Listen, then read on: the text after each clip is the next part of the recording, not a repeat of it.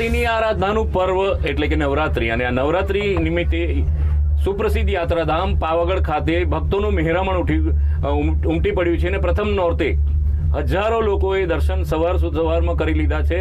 અને જેમ જેમ દિવસ જઈ રહ્યો છે તેમ માનવ મહેરામણ ઉમટી પડ્યું છે.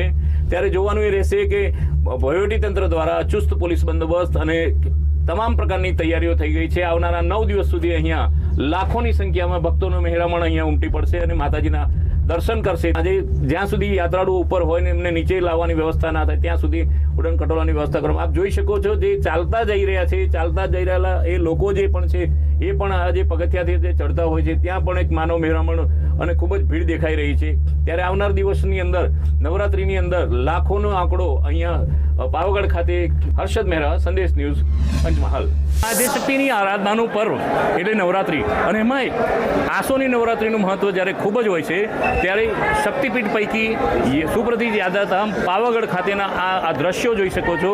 આસોની નવરાત્રીની શરૂઆત થઈ ચૂકી છે. ભક્તોનું મહેરામણ આપ દ્રશ્યમાં જોઈ શકો છો. સંદેશ ન્યૂઝની સ્ક્રીન પર આપ માતાજીના દર્શન પણ કરી શકો છો. નિજ મંદિર ગર્ભગૃહના માતાજીના દર્શન કરી અહીંયા ભક્તો પોતે ધન્ય થાય છે. હજારો નહીં લાખોની સંખ્યાની અંદર અહીંયા ભક્તોનું મહેરામણ જોવા મળે છે.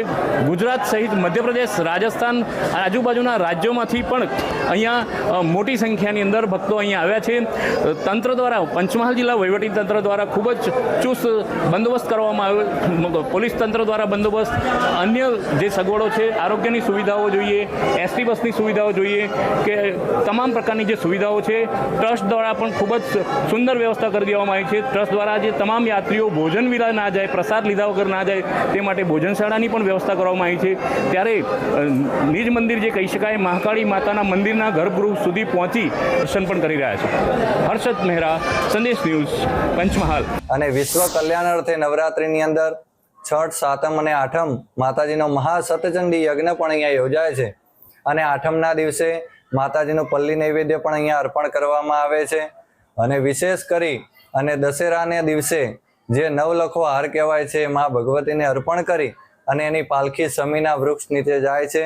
અને વિવિધ બ્રાહ્મણો દ્વારા વિવિધ પ્રકારની યંત્ર પૂજાઓ, યજ્ઞો વગેરે વિશ્વ કલ્યાણ અર્થે શ્રી બહુચર માતાજી ટેમ્પલ ટ્રસ્ટની અંદર આવા બધા વિવિધ આયોજનો કરવામાં આવે છે.